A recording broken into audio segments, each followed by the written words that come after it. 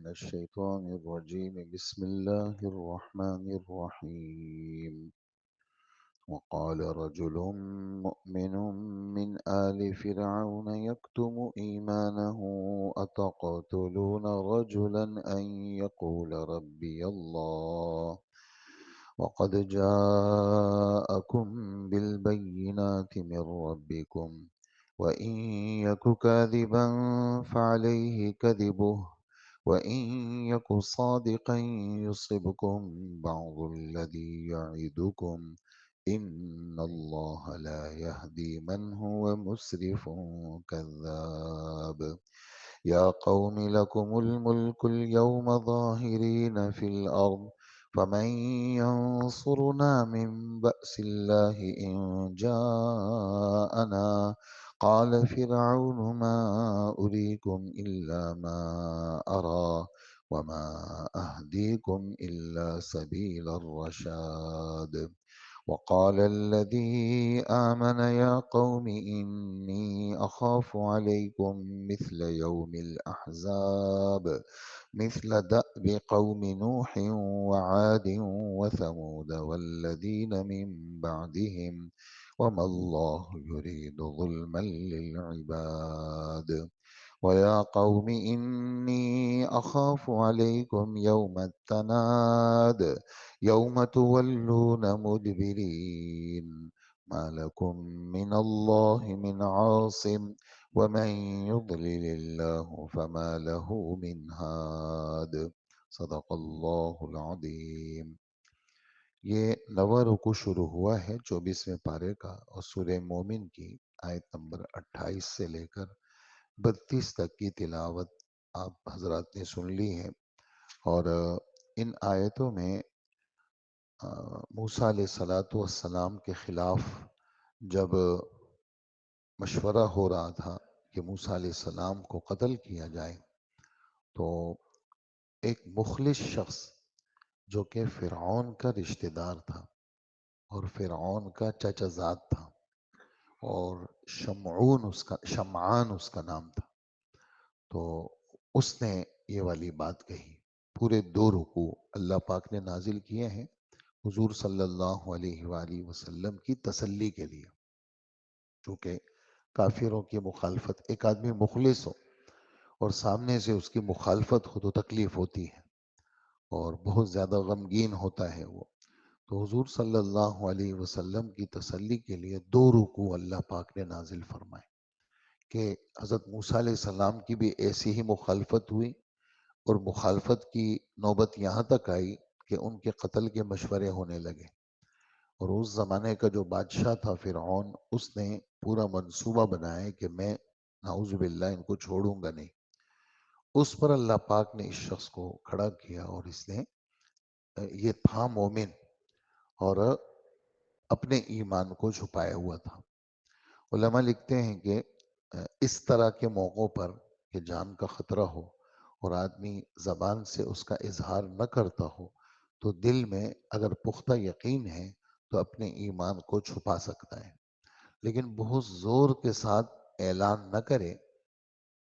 اقرار زبان سے ایمان کی صحت کے لیے شرط قرار دیا ہے.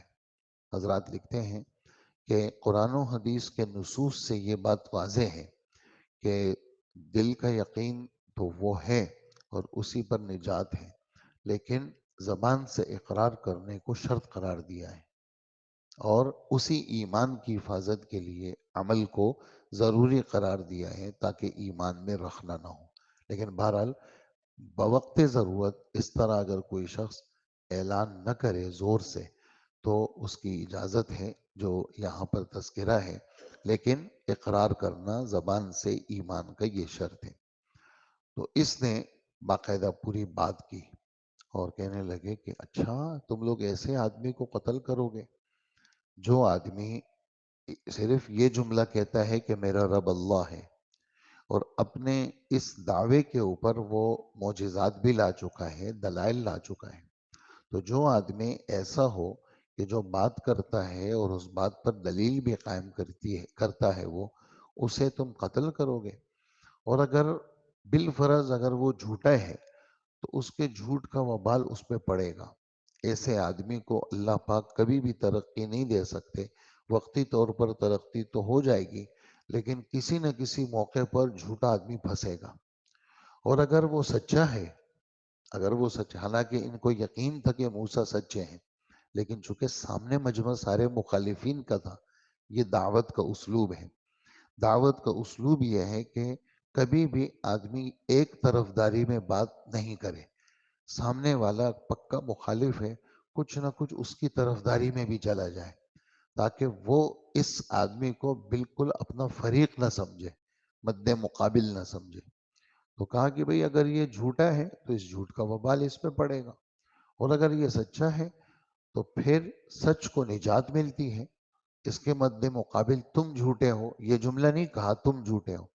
تو چونکہ سچ کو نجات ملتی ہے تو پھر جب عذاب آئے گا تو پھر اس کی سچائی کی وجہ سے تم پہ عذاب آئے گا.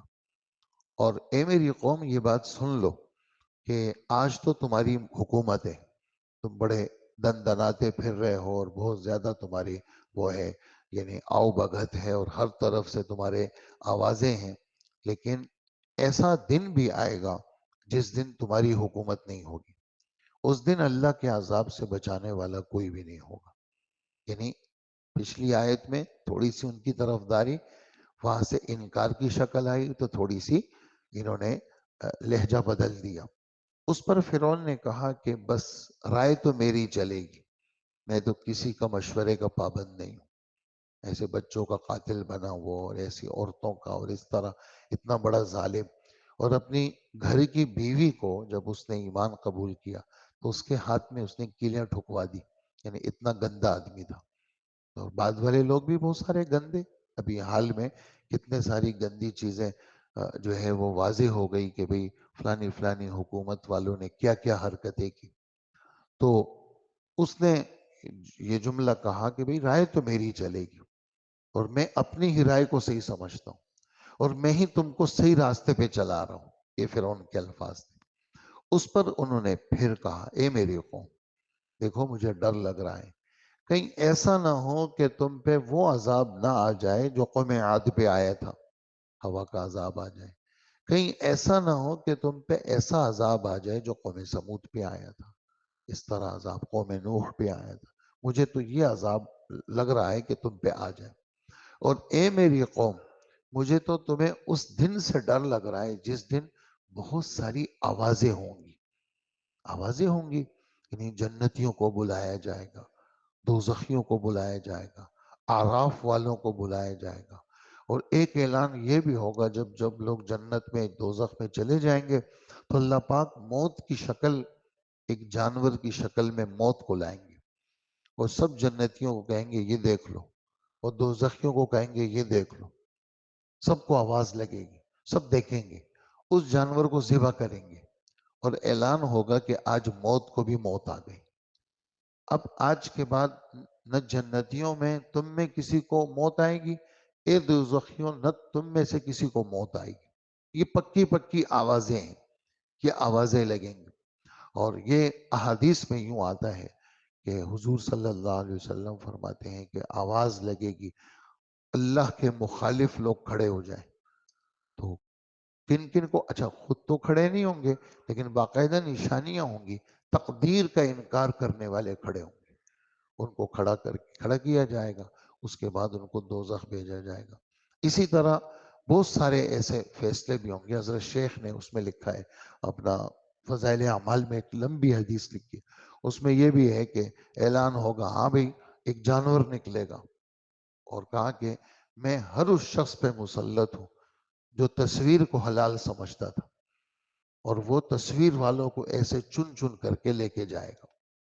اسی طرح تقدیر والے ایسے بہت سارے چھوٹے، یعنی جو لوگ ان گناہوں کو کچھ نہیں سمجھتے ایسے لوگوں کو چن چن کر کے وہ نکالے گا اور ان کو دوزخ میں پھینکے گا. پھر اس کے بعد حساب کتاب ہوگا. تو یہ آوازوں والا دن، جس دن بہت ساری آوازیں ہیں، جس دن تم سب پیٹ پھیر کر کے بھاگو گے اور جس کو اللہ جل جلالہ گمراہ کر دے اس کو کوئی ہدایت نہیں دے سکتا. یہ اس شخص کی پورے دو رکوع پر مشتمل ہے. ہم نے تو 4-5 آیتیں آپ کے سامنے پڑھی ہیں، اور اس شخص نے بہت مؤثر، اور اسی وجہ سے اس سورت کا نام بھی سورہ مومن ہے۔ اس سورت کا نام کیا ہے؟ اس آدمی کی وجہ سے، اور اس 2 رکوع کی وجہ سے، اور بڑی اس کے اندر، ان باتوں کے اندر ہدایات ہیں کہ اس طرح ایک مومن حضور صلی اللہ علیہ وسلم کا جو امتی ہے اس کو ایسا ہونا چاہیے۔ یہ ان آیتوں کا خلاصہ ہے۔ ترجمہ آپ حضرات سن لیجئے۔ اللہ جل جلالہ فرماتے ہیں کہ اور فرعون کے خاندان میں سے ایک مومن شخص جو ابھی تک اپنے ایمان کو چھپائے ہوئے تھا، اور بول اٹھا کہ کیا تم ایسے شخص کو صرف اس لیے قتل کر رہے ہو کہ وہ کہتا ہے میرا پروردگار اللہ ہے، حالانکہ وہ تمہارے پاس واضح دلائل لے کے آیا ہے، اور اگر وہ جھوٹا ہی ہو تو اس کا جھوٹ اسی پر پڑے گا، اور اگر سچا ہو تو جس چیز سے وہ تمہیں ڈرا رہا ہے اس میں سے کچھ تو تم پر آ ہی پڑے گا۔ اللہ جل جلالہ کسی ایسے شخص کو ہدایت نہیں دیتا جو حد سے گزر جانے والا ہو اور جھوٹ بولنے کا عادی ہو۔ یہ نہیں کہا تم ایسے ہو، بلکہ ایک عمومی سی بات کی۔ اسی طرح داعی جو ہوتا ہے وہ کسی کو یوں ہدف نہیں بناتا، اس سے دشمنیاں ہوتی ہیں، بلکہ ایک عمومی سی بات ہوتی ہے جس میں آدمی خود سمجھ جاتا ہے کہ یہ بات مجھ سے کہی جا رہی ہے، اور یہ بات تو اس میں میری طرف اشارہ ہے، میں ہی حد سے گزرا ہوا ہوں، میں ہی جھوٹ بول رہا ہوں۔ تو ایسا آدمی، وہ اللہ ایسے کو ہدایت نہیں دے۔ اے میری قوم، آج تو تمہیں ایسی سلطنت حاصل ہے کہ تم زمین میں تمہارا ہی راج ہے، لیکن اگر اللہ کا عذاب ہم پر آ گیا تو کون ہے جو اللہ کے علاوہ اللہ کے مقابلے میں ہماری مدد کرے گا؟ فرعون نے کہا میں تو تمہیں وہی رائے دوں گا جو میں درست سمجھتا ہوں، اور میں جو تمہاری رہنمائی کر رہا ہوں وہ بالکل سیدھے راستے کی اور ٹھیک راستے کی کر رہا ہوں۔ پھر جو شخص ایمان لے آیا تھا اس نے کہا اے میری قوم، مجھے ڈر ہے کہ تم پر ویسا ہی دن نہ آ جائے جیسے بہت سارے گروہوں پہ آ چکا ہے، اور تمہارا حال بھی ویسا نہ ہو جیسا حال نوح علیہ السلام کی قوم کا، اور قوم عاد کا، قوم سمود کا، اور اس کے بعد کے لوگوں کا ہوا تھا۔ اور اللہ جل جلالہ بندوں پر ظلم کرنا نہیں چاہتا۔ اور اے میری قوم، مجھے ڈر ہے اس دن کا، خوف ہے جس میں چیخ و پکار مچی ہوئی ہوگی۔ ایک تو میں نے آپ کو اس کی وہ تشریح کی، ایک تشریح یہ بھی ہے اس کی کہ جب قیامت کے دن سور پھونکا جائے گا، 3 سور ہوں گے۔ ایک کو نفخہ فزع کہتے ہیں، ایک کا نام نفخہ صاق ہے، اور ایک کا نام نفخہ نشر ہے۔ تو جب پہلی دفعہ سور پھونکا جائے گا جس میں دنیا تباہ ہو جائے گی، تو جیسے کہیں پر خدا نہ کرے کوئی حالات ایسے آ جائے، بم دھماکہ ہو جائے یا کوئی زلزلہ آ جائے، جیسے وہاں پر چیخ و پکار ہوتی ہے اور وہاں پر کوئی یار و مددگار نہیں ہوتا، ایسے ہی نفخہ اولیٰ کے وقت میں ساری دنیا میں چیخ و پکار ہوگی۔ ایک تشریح چیخ و پکار کی یہ بھی ہے۔ ایک ایک 2 تشریح میں نے پیچھے آپ کو بتائیں کہ بھائی اس دن جنتی لوگ آواز لگائیں گے، اس دن دوزخی لوگ آواز لگائیں گے، اور اس دن اعراف والے آواز لگائیں گے، اور اس دن گناہگار لوگوں کو آوازیں لگیں گی، اس دن گناہگار لوگوں کو آوازیں لگیں گی، گناہ لوگوں کے شمار کیے جائیں گے۔ یہ آج فلانے کا بیٹا آج نیک بخت ہو گیا، آج کے بعد وہ کبھی بھی بدبخت نہیں ہوگا، یہ اعلانات بھی ہوں گے۔ فلانے کا بیٹا آج بدبخت ہو گیا، آج کے بعد وہ کبھی بھی نیک بخت نہیں ہوگا، یہ سارے اعلانات ہوں گے۔ یہ بھی اس کی تشریح ہے، اور یہ بھی اس کی تشریح ہے کہ آواز لگے گی جب سور پھونکا جائے گا، اس وقت ہر طرف چیخ و پکار ہوگی، اس لیے کہ دل پھٹیں گے، لوگ مریں گے، لوگوں کے حواس معطل ہوں گے، اور ہر طرف ایک گہما گہمی، اور ہر طرف افراتفری ہوگی، اور یہاں کے لوگ جنگل کی طرف بھاگیں گے، جنگل کے جانور شہر کی طرف آئیں گے۔ یہ بھی آتا ہے وَإِذَا النُّفُوسُ زُوِّجَتْ، اذا الشمس كُوِّرَتْ والی صورت ہے نا، اس میں یہ لفظ ہے وَإِذَا النُّفُوسُ زُوِّجَتْ، اور اسی طرح وَإِذَا الْوُحُوشُ حُشِّرَتْ، وحشی جانور وہ وہاں سے ادھر آئیں گے، یہاں والے وہاں سے ادھر جائیں گے، تو ایک افراتفری ہوگی اور ایک چیخ و پکار ہوگی تو اس کی طرف انہوں نے اشارہ کیا. تو یومن تناد جو لفظ ہے یہ آج کے سبق کا اہم لفظ ہے. آوازوں والا دن، چیخ و پکار والا دن.